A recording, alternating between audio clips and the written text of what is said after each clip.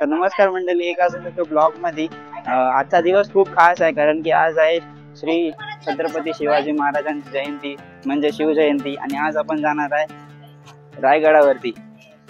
स्वागत आहे तुमचं श्रीमान रायगडावर. सह्याद्री पर्वत रांगेतील दुर्गम पर्वतावर बांधलेला दुर्गेश्वर रायगड पूर्वी रायरी म्हणून ओळखला जात असे.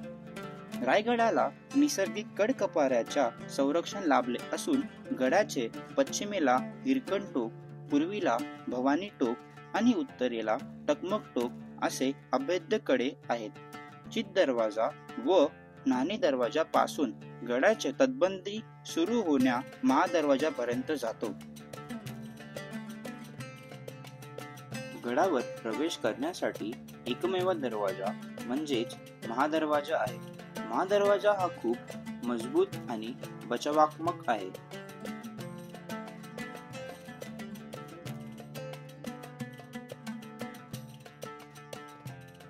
बाराव्या शतकात हा किल्ला स्थानिक पालघर राजाच्या ताब्यात असून सन 1497 मध्ये निजामशाहीच्या अधिपतीखाली होता. त्यानंतर सन 1656 मध्ये आदिलशाहीच्या सरदार चंद्रराव मोरे कडून छत्रपती शिवाजी महाराजांनी जिंकून घेतले. रायगडाला मराठा साम्राज्याचे राजधानी म्हणून निवडण्यात आले.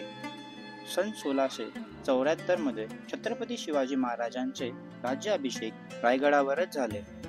गडावर पोचल्यावर सर्वात पहिलं मंदिर दिसतो म्हणजेच शिरकाई देवीचं मंदिर.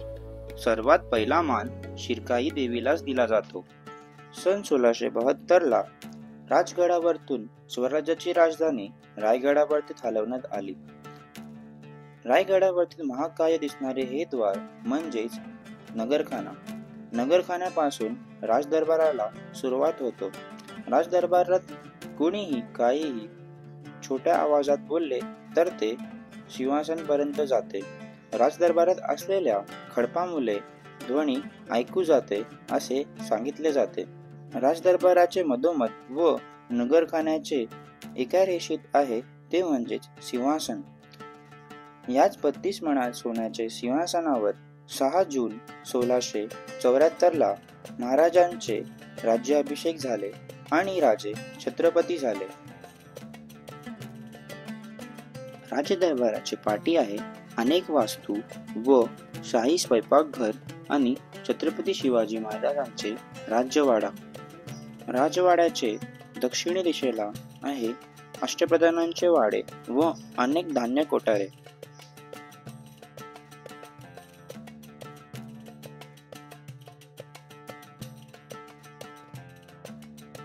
आता मी जिथे उभा आहे ते आहे राणीवासा. राजवाड्याचे मागी पश्चिमी दिशेला 6 वास्तूंचे संकुल दिसते. त्या वास्तूंना राणीवासा म्हणून ओळखलं जातं.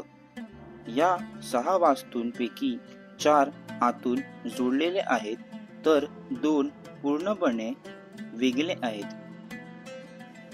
पाणी पुरवणे करण्यास गंगासागर, कुर्शावर्त असे तलाव आहेत आणि 84 पाण्याच्या टाक्या आहेत.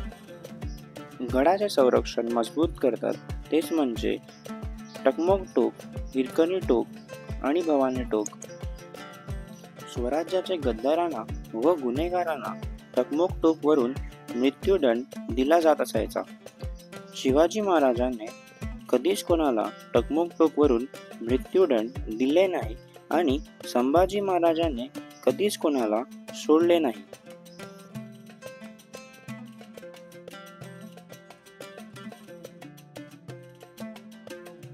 हिरकणी बुरुजाचे एका धाडसी आईची गोष्ट आहे, तर ही गोष्ट आपण एका आईकडूनच ऐकूया. रायगडाच्या पश्चिमेला असलेला कडा हिरकणी कडा म्हणतात. पण कड्याला हिरकणी कडा हे नाव कसे पडले त्यामागे ही आगली वेगळी अशी गोष्ट आहे. त्याखाली रायगडाच्या खाली रायगडवाडी नावाचे गाव आहे. त्या गावातून एक गवलन दूध विकण्यासाठी गडावर आली. पण संध्याकाळी गडाचे दरवाजे बंद झाले आणि एकदा दरवाजे बंद झाल्यावर ते दुसऱ्या दिवशी दरवाजे उघडत असा गडावरचा नियम होता. त्यामुळे गवलन गडावर राहिली. तिने पहारेकऱ्यांना खाली जाण्यास गयावया केली, पण तिला खाली जाण्यास मिळाले नाही. तिला एका पहारेकड्याकडून समजले की पश्चिमेकडील कड्यावर पहाडा नसतो. त्यामुळे ती त्या कड्याकडे गेली आणि मोठ्या धाडसीने व हिमतीने तिने तो कडा पार केला. हे सर्व सत्य जेव्हा महाराजांना समजले तेव्हा महाराजांनी तिला बोलवून तिची कडा उतरण्याची जिद्द विचारली. तेव्हा ती म्हणाली, महाराज, मी एक आई आहे. माझे बाल घरी एकटे होते. त्याला पाहण्यास कोणीही नाही. त्या बालाच्या भुकेपोटी मी जीवावर हा कडा उतरले. हे सर्व ऐकून महाराजांना आश्चर्य वाटले. तेव्हा महाराजांनी इंदोरकरांना त्या कड्याला बुरुज बांधण्यास सांगितले व त्या बुरुजाला हिरकणी असे नाव देण्यास सांगितले. इंदुलकर, इथे तातडीने बुरुज बांधायला हवा. हिरकणी बुरुज. तर मित्रांनो, तुम्ही जे माझ्या पाठी बघताय ते आहे बाजारपेठी. बोलायचे की त्या काळात सर्वात मोठी बाजारपेठी होती.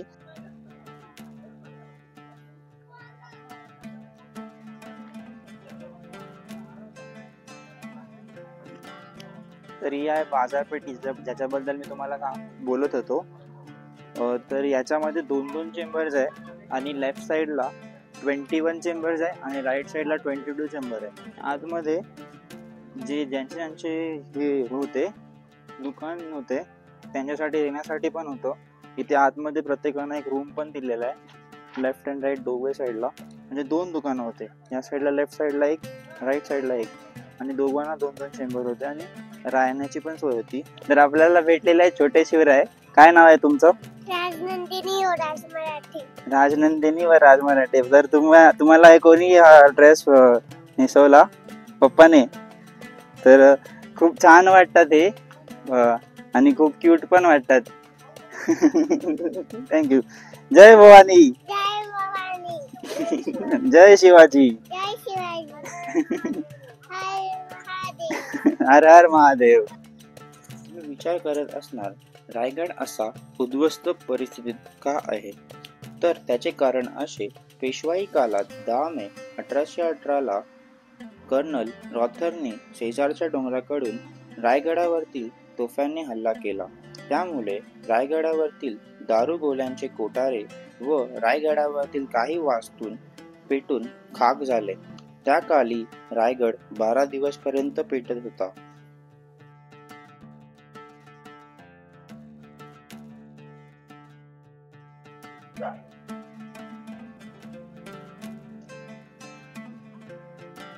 छत्रपती शिवाजी महाराजांनी रायगडला स्वराज्याची दुसरी राजधानी निवडणूक केल्यानंतर तर ते गड बांधण्यासाठी ती जबाबदारी हिरोजी इंदोरकरांना दिली. हिरोजी इंदोरकरांनी गड बांधण्यासाठी 7-8 वर्षे गेली आणि त्या कालावधीमध्ये हिरोजी इंदोरकर गड बांधण्यासाठी पैसे कमी पडले. राजा मोहीममध्ये असल्यास कारणामुळे हिरोजी इंदोरकरांनी स्वतःची जमिनी गहाण ठेवून गडाचे बांधकाम चालू ठेवले. 1674 मध्ये छत्रपती शिवाजी महाराजांचे राज्याभिषेक रायगडावर झाले. त्यानंतर राजांनी हिरोजी इंदोरकरांना विचारले, तुम्ही इतका मोठा गड निर्माण केला, तुम्हाला बक्षीस म्हणून काय हवं आहे ते मागा, तुमची इच्छा पूर्ण केली जाईल.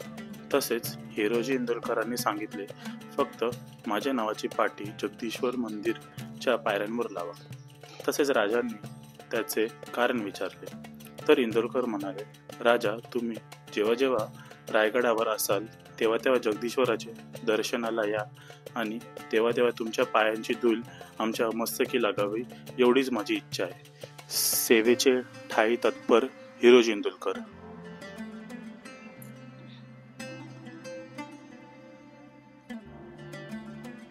तर मित्रांनो, हे आहे आपलं श्री जगदीश्वर मंदिर.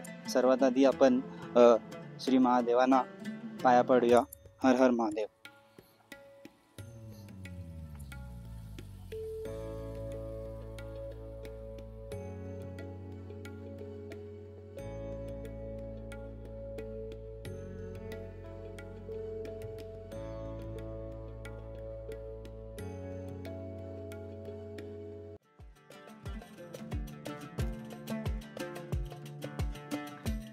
जगदीश्वराच्या समोर आहे महाराजांची समाधी.